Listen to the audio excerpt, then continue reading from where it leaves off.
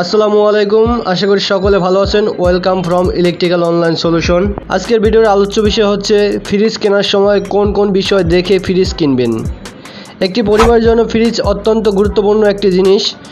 ফ্যামিলিতে মাছ, মাংস কিংবা তরকারি ভালো রাখার জন্য ফ্রিজ একটি গুরুত্বপূর্ণ বন্ধু। ফ্রিজ গুরুত্বপূর্ণ ভূমিকা পালন করে।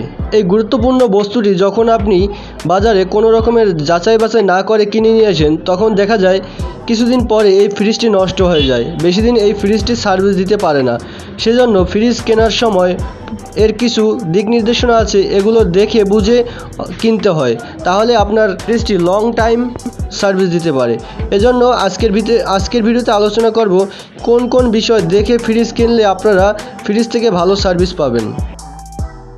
ফ্রিজ কেনার জন্য ফ্রিজের শোরুমে গিয়ে সর্বপ্রথম যে বিষয়টি আপনারা দেখবেন সেটা হচ্ছে ফ্রিজের গায়ে বিভিন্ন ধরনের স্টিকার লাগানো থাকবে। এই স্টিকারগুলোর মাধ্যমে ফ্রিজের কোন ধরনের কনফিগার আছে, অর্থাৎ কী ধরনের গ্যাস ব্যবহার করা হয়েছে, ফ্রিজে কোন ধরনের কম্প্রেসর এবং কি কনডেন্সার ইত্যাদি ব্যবহার করা হয়েছে সে বিষয়ে লেখা থাকবে। তো আপনারা প্রথমে যে স্টিকারটি খুঁজে বের করবেন সেটা হচ্ছে গ্যাস। স্টিকারটিতে লেখা থাকতে পারে R134A অথবা R600A।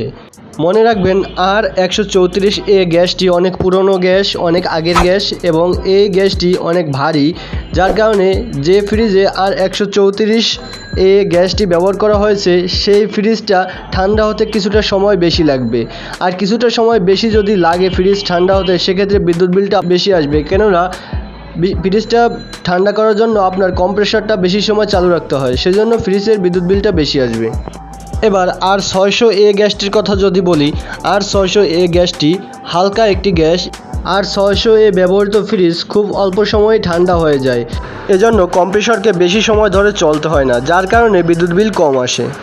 এজন্য আপনারা ফ্রিজ কেনার সময় যে ফ্রিজের গায়ে অর্থাৎ স্টিকারে লেখা থাকবে R600A সেই ফ্রিজটা আপনারা কেনার চেষ্টা করবেন, তাহলে আপনাদের বিদ্যুৎ বিল কম আসবে এবং ফ্রিজ লং টাইম সার্ভিস দিবে।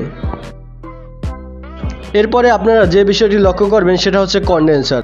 ফ্রিজে দুই ধরনের কনডেন্সার ব্যবহৃত হয়ে থাকে, একটা হচ্ছে কপার কনডেন্সার আর একটা হচ্ছে স্টিল কনডেন্সার। ফ্রিজে কোন ধরনের কনডেন্সার ব্যবহৃত হয়েছে সেটাও অনেক ফ্রিজের স্টিকারে লেখা থাকে, আর যদি স্টিকারে আপনি খুঁজে না পান সেক্ষেত্রে আপনি ফ্রিজের পিছনে কম্প্রেসরের সাথে যে পাইপগুলো দেওয়া থাকবে সেগুলোর দিকে খেয়াল করলে আপনি বুঝতে পারবেন যে এটা স্টিলের কনডেন্সার নাকি কপার কনডেন্সার।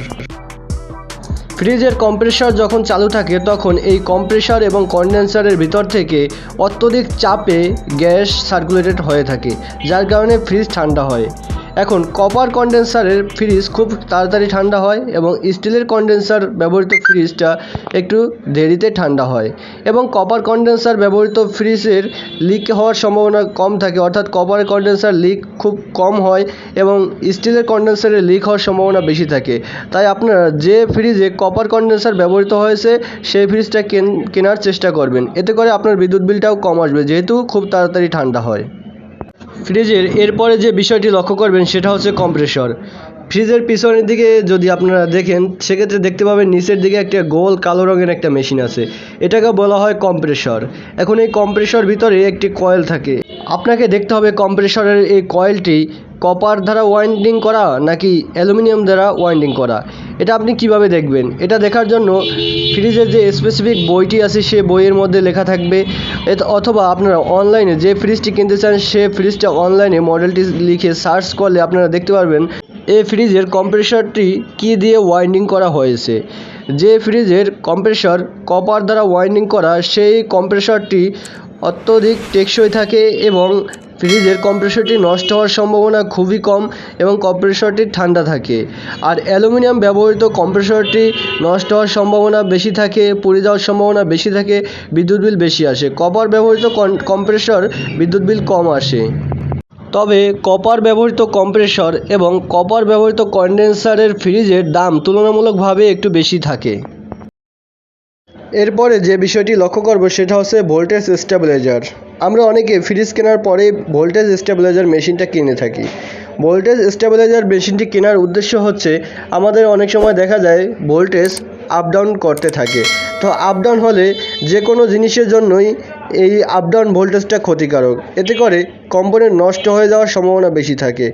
তাই আমরা ফ্রিজ যাতে কোনো ধরনের ক্ষয়ক্ষতি না হয়, এই ক্ষতির হাত থেকে রক্ষা করার জন্য আমরা ভোল্টেজ স্টেবিলাইজার ব্যবহার করে থাকি। তবে এখন যে আধুনিক ফ্রিজগুলো তৈরি করা হয়েছে সেগুলোর ভিতরে অটোমেটিক ভোল্টেজ স্টেবিলাইজার লাগানো থাকে। তো সেজন্য আপনাকে ফ্রিজ কেনার সময় অবশ্যই জিজ্ঞেস করে কিনতে হবে যে এই ফ্রিজের জন্য আলাদা করে স্টেবিলাইজার মেশিন কিনতে হবে কি না, এটা জেনে অবশ্যই ফ্রিজটি কিনবেন। এখন ইনভার্টার ব্যবহৃত ফ্রিজগুলোতে এই স্টেবিলাইজার মেশিনটি কেনার দরকার হয় না, এর মধ্যে অটোমেটিক স্টেবিলাইজারের অপশনটি দেওয়া আছে। এখন আপনি যে ফ্রিজটি কিনতে চাচ্ছেন সেই ফ্রিজটা যদি ইনভার্টার ফ্রিজ হয়ে থাকে সেক্ষেত্রে আপনার অযথা টাকা খরচ করে স্টেবিলাইজার মেশিনটি কেনার দরকার নাই। আর আপনার ফ্রিজটি যদি ইনভার্টার ফ্রিজ না হয়ে থাকে সেক্ষেত্রে আপনার স্টেবিলাইজার মেশিনটি অবশ্যই কিনে নেবেন, এতে করে আপনার ফ্রিজটি সেফ থাকবে। এরপর আপনার ফ্রিজের যেটা দেখবেন সেটা হচ্ছে চেম্বার। চেম্বার বলতে আমি আপনাদেরকে বোঝাচ্ছি ফ্রিজের খোপ। আপনারা জানেন সাধারণত নর্মাল ফ্রিজগুলোতে আমরা দুটি খোপ দেখতে পাই, একটা নিচে থাকে একটা উপরে থাকে। দুটি খোপের মধ্যে একটাকে আমরা ডিপ বলে থাকি, একটা হচ্ছে নর্মাল বলে থাকি। ডিপ খোপটা একটু বেশি ঠান্ডা থাকে, অর্থাৎ এখানে আমরা মাছ মাংস রেখে থাকি, এবং যেটা নর্মাল ওখানে আমরা সবজি পানি বিভিন্ন ধরনের ড্রেজার এগুলো আপনারা রেখে থাকি। এখন কথা হচ্ছে কিছু কিছু ফ্রিজের ডিপের অংশটা উপরে থাকে এবং কিছু কিছু ফ্রিজের ডিপের অংশটা নিচে থাকে। আপনারা কোনটা কিনবেন? এটা যার যার সুবিধা, যে যেটা কিনে কোনো সমস্যা নাই, কিন্তু আমি সাজেস্ট করব আপনারা যে ফ্রিজের ডিপ অংশটা নিচে থাকে সেই ফ্রিজটা কেনার জন্য। কেননা আমরা ডিপ অংশে আমরা মাছ মাংস ইত্যাদি রেখে থাকি, এজন্য তুলনামূলকভাবে ডিপে একটু ওয়েট আমাদের বেশিই থাকে। নর্মালে যেহেতু আমরা ফলমূল পানি রেখে থাকি, কিন্তু ডিপে মাছ মাংস রাখার কারণে এর ওয়েটটা একটু বেশি বেড়ে যায়। যদি আপনাদের ডিপের অংশ ফ্রিজের উপরে থাকে সেক্ষেত্রে দেখা যাবে ফ্রিজের নিচের তুলনায় উপরে ওয়েটটা বেশি থাকে। এখন কথা হচ্ছে কোনো জিনিসের নিচের তুলনায় যদি উপরের অংশে বেশি ভারী জিনিস রাখা হয়, অর্থাৎ ওয়েট বেশি থাকে, সেক্ষেত্রে এটার ভারসাম্য নষ্ট হতে পারে।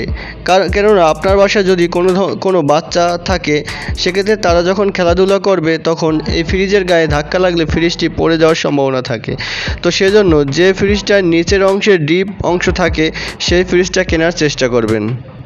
তো এই ছিল আজকের ভিডিও। আশা করি ভিডিওটি আপনাদের কাছে ভালো লাগছে। আর যদি ভিডিওটি আপনাদের কাছে ভালো লাগে এবং যদি কোনো উপকারে আসে তাহলে ভিডিওতে অবশ্যই একটি লাইক দেবেন। আর আপনি যদি এই চ্যানেলে নতুন হয়ে থাকেন তাহলে চ্যানেলটি সাবস্ক্রাইব করে বেল বাটনে ক্লিক করে আমাদের সাথেই থাকবেন পরবর্তী ভিডিও পাওয়ার জন্য। দেখা হবে নেক্সট কোনো ভিডিওতে। পর্যন্ত ভালো থাকুন, সুস্থ থাকুন। আল্লাহ হাফেজ, টেক কেয়ার।